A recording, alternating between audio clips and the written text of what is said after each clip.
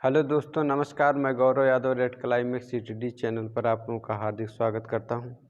आज हम लोग daily police math practice set करेंगे। ठीक है, क्वेश्चन नंबर 1 ये रहा आपकी क्वेश्चन नंबर 1 देखिएगा, आपकी स्क्रीन पर है। कह रहा 4,000 रुपये को 2 वर्ष के लिए 10% वार्षिक ब्याज की दर पर उधार दिए जाने पर CI ज्ञात करें, है ना। तो आप लोग जानते हैं, मैंने बोल रखा है P यहाँ पर दे रखा है 4,000 रुपये। कितना दे रखा है? 4,000 रुपये। R आपका कितना दे रखा है? 10%। R आपका 10% दे रखा है। T आपका दे रखा है 2 वर्ष।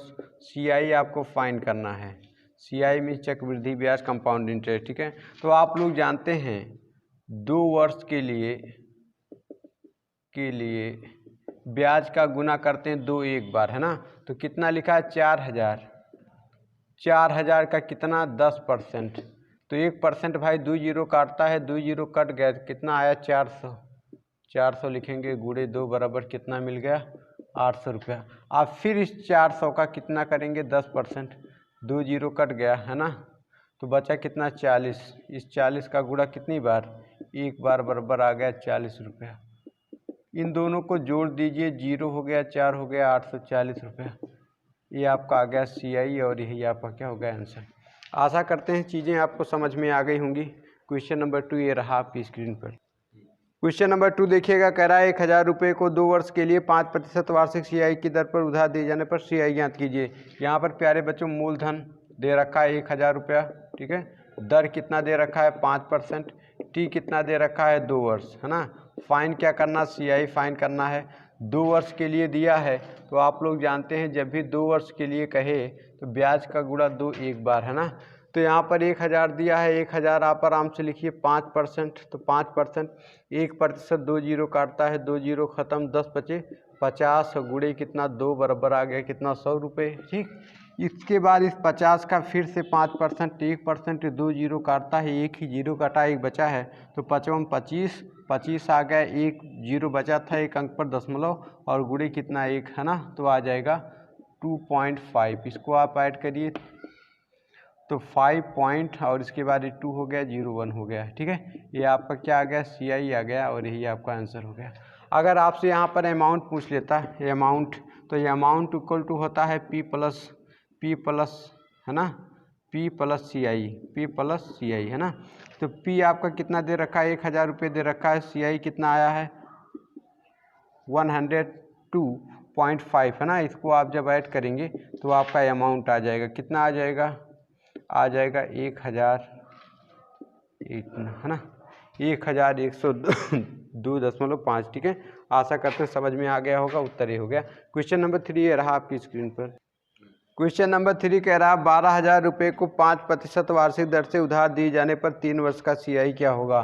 तो आप लोग जानते हैं जब भी कहेगा 3 वर्ष का, तो 3 वर्ष का जो CI होगा उसमें होगा 331, ब्याज का गुणा 331 बार। तो यहाँ पर P कितना दे रखा? P दे रखा 12,000 रुपया, और R दे रखा 5%, समय दे रखा 3 वर्ष, और CI ज्ञात करना है। तो देख लीजिए 12,000 का कितना भाई? 5%, 1%, 2 जीरो काट दिया, 12 पंचे 60, है ना, 1 जीरो बचा 600, गुणे कितना करेंगे? 3। तो गुणे 3 किए, 6 3 18 आ गया, 1,800 रुपये, है ना। पहली बार आपको 1,800 रुपये ब्याज मिला। फिर आप क्या करेंगे? 600 का 5%, तो डबल जीरो कट गया, 6 पंचे 30 रुपया मिला। इसका भी गुणा दूसरी बार 3 से, तो 3 त्रिक 9, 90 रुपये आपको दूसरी बार ब्याज मिला, है ना। इसके बाद 30 का फिर से 5%, तो 1%, 2 जीरो काटता, एक ही जीरो कटा, 5 3 15, 1.5 आ गया, इंटू 1 करेंगे तो आ गया 1.5। इसको सबको जोड़ दीजिए तो 5 आ गया, पॉइंट ये 1 आ गया, और 981, ये आपका क्या आ गया प्यारे बच्चों? CI आ गया और आपका आंसर। ठीक है, क्वेश्चन नंबर 4 ये रहा आपकी स्क्रीन पर। क्वेश्चन नंबर 4 कह रहा है 3,100 रुपये का 9% वार्षिक ब्याज की दर से 3 सही 1/3 वर्ष का साधारण ब्याज कितना होगा? रुपया दे रखा भैया 3,100 रुपया, R दे रखा है कितना आपका? 9%, है ना। समय दे रखा 3 सही 1/3 वर्ष, तो और पूछा क्या है, एसआई पूछा है, एसआई मीन सिंपल इंटरेस्ट पूछा है। तो मैंने बोला जब भी इस प्रकार से हो तो समय को आप इस मिश्रित भिन्न को भिन्न में बनाओ, 3 त्रिका 9 1 10 बटे क्या करेंगे 3 वर्ष, है ना। तो आज सभी लोग जानते हैं एसआई बराबर क्या होता है, एसआई बराबर होता है RT%। आरती नाम की लड़की है और ब्याज कितना देती है 100%। परसेंट का मतलब 100 दिमाग में रखना।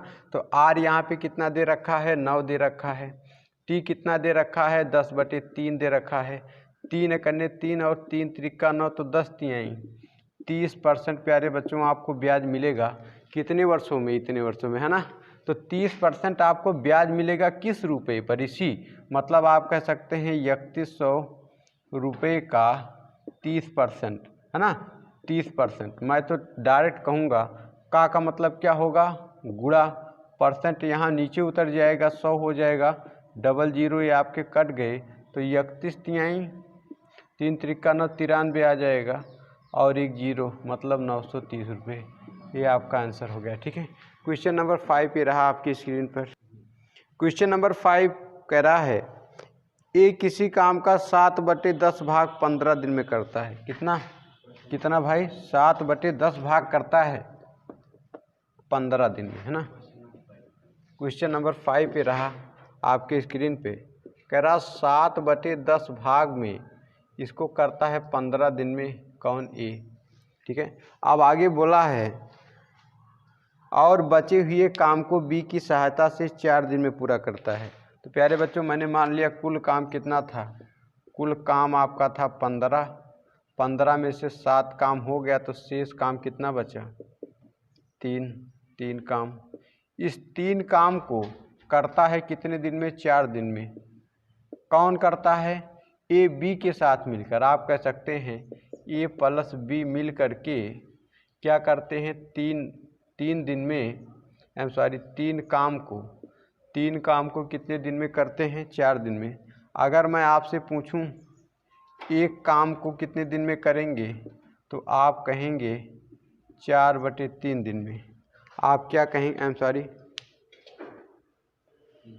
तो शेष काम मेरा आ गया 3। अब इस 3 काम को ए और बी मिलकर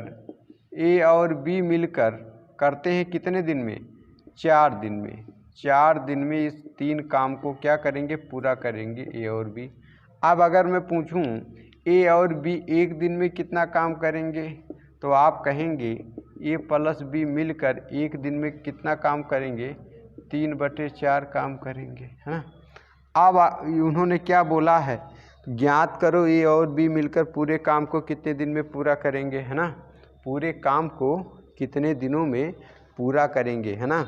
तो पूरे काम को मैं बता सकता हूँ, मैं कह सकता हूँ कुल लगा समय बराबर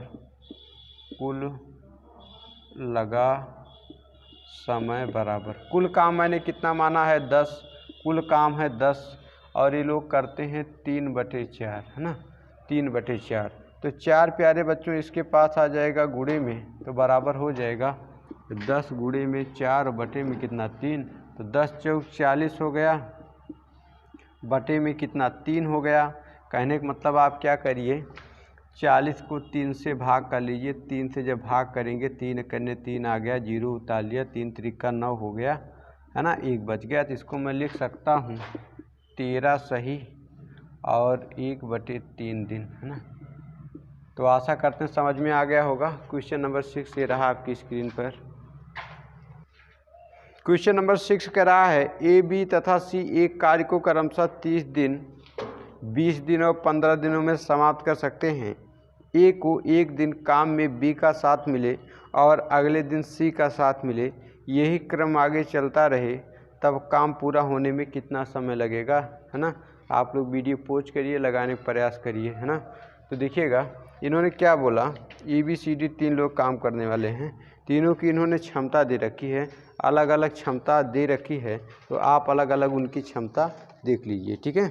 क्या बोला है ए काम को करता है कितने दिन में 30 दिन में, बी उसी काम को करता है कितने दिनों में 20 दिनों में, है ना, और सी उसी काम को करता है कितने दिनों में 15 दिनों में करता है। एलसीएम ले लीजिए, एलसीएम क्यों लेंगे टोटल काम पता करिए, है ना। तो 15 20 इन सब का एलसीएम आ जाएगा 60। तो कुल काम आपके पास कितना आ गया 60, है ना।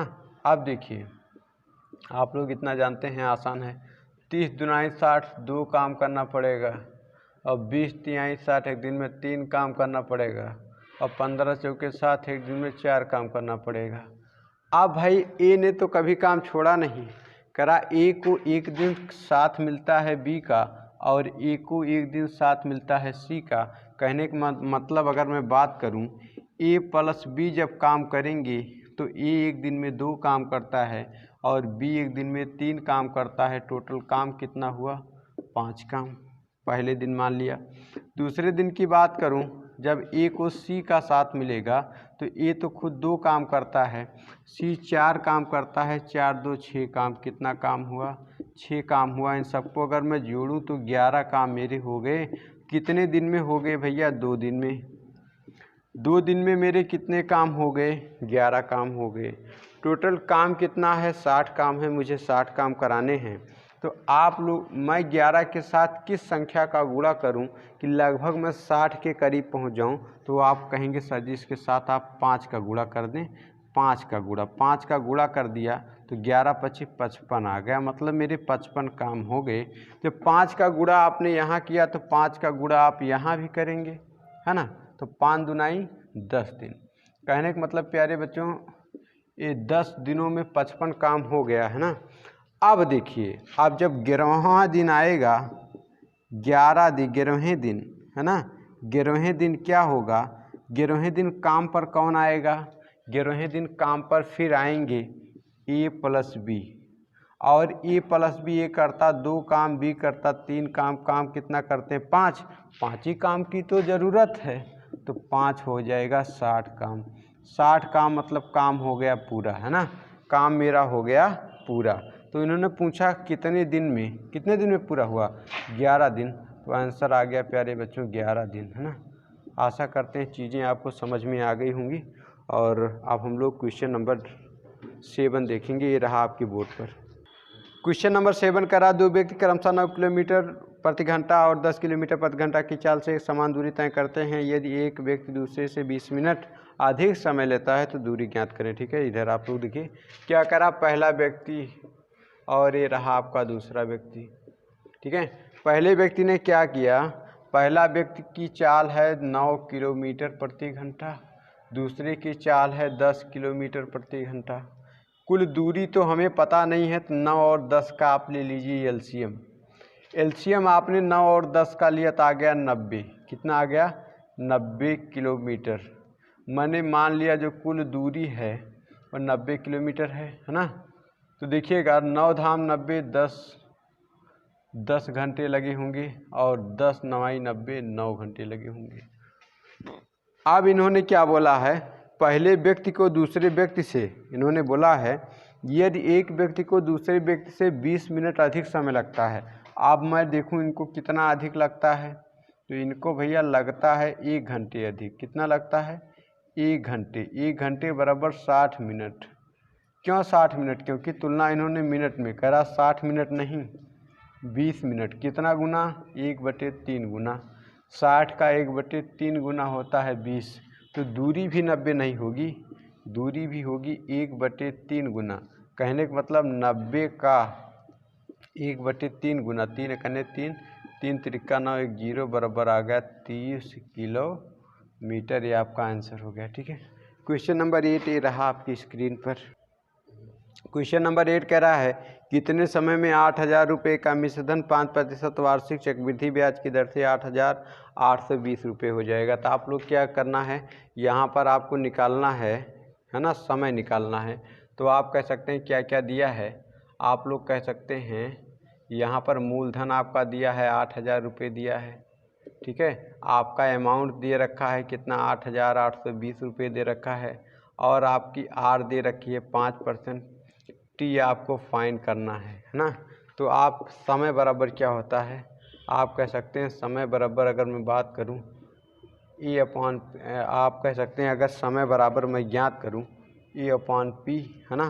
तो आप कह सकते हैं E अपॉन पी और बराबर 1 + R अपॉन में 100 और यहाँ पे आपका टी आ जाएगा। ठीक है, तो देखिए अमाउंट कितना दे रखा है, 8,820 रुपये दे रखा है।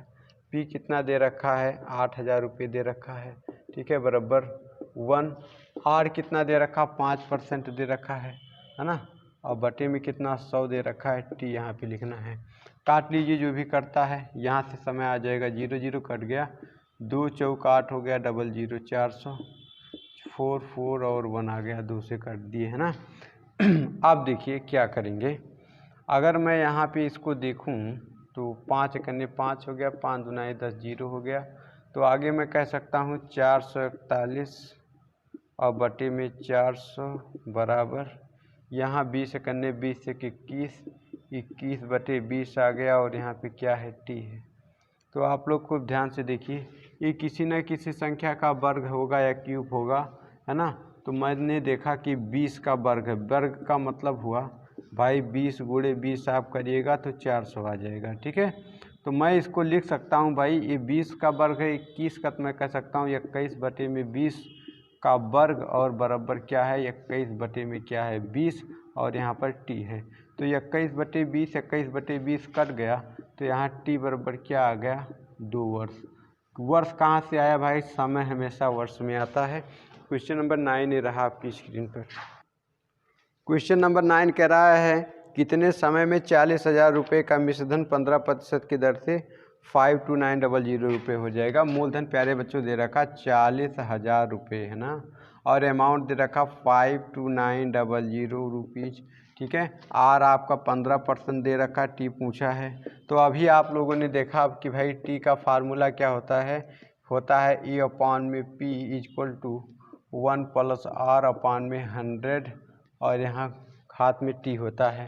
तो यहाँ पर देखिएगा अमाउंट कितना दे रखा 52900, और यहाँ पे पी मूलधन कितना दे रखा 41234 इक्वल टू 1 + R दे रखा 15 बटे में 100, और यहाँ पे टी है ना। काट पीट लीजिए, 1 2 0 1 कट गया। अब अगर मैं देखूँ 5 3 15 है ना, 5 दूना 10 0। तो यहाँ पे अगर मैं देखूँ ये किसी न किसी संख्या का वर्ग बनेगा या तो क्यूब बनेगा। तो मुझे पता है कि 400 क्या है, 20 का वर्ग है, और 529 जो है 529 जिसको आप कह सकते हैं 529 आपका जो होता है 23 का वर्ग होता है। कितने का वर्ग होता है, 23 का वर्ग होता है ना। तो मैं कह सकता हूँ यहाँ देखो 20 करने 20 और 3 23, 23 बटे कितना आ गया, 20 आ गया। यहाँ पे टी है, तो ये कट गया, तो बचा क्या, टी बराबर आ गया 2 वर्ष है ना। आशा करते हैं चीज़ें समझ में आ गई। घात में जो भी आता है वही आपका आंसर होता है। Question number very very important question है। कह रहा 5,000 रुपये को 10% वार्षिक ब्याज से 2 वर्षों तक रखने पर CI और SI का अंतर कितना होगा, है ना। कहने का मतलब क्या दे रखा है, यहाँ पर P आपका दे रखा है, P कितना दिया है 5,000 रुपये, 5,000 रुपये दिया है। R आपका कितना दे रखा है, R दिया है 10%। T कितना दिया है 2 वर्ष है ना, T कितना दिया है 2 वर्ष।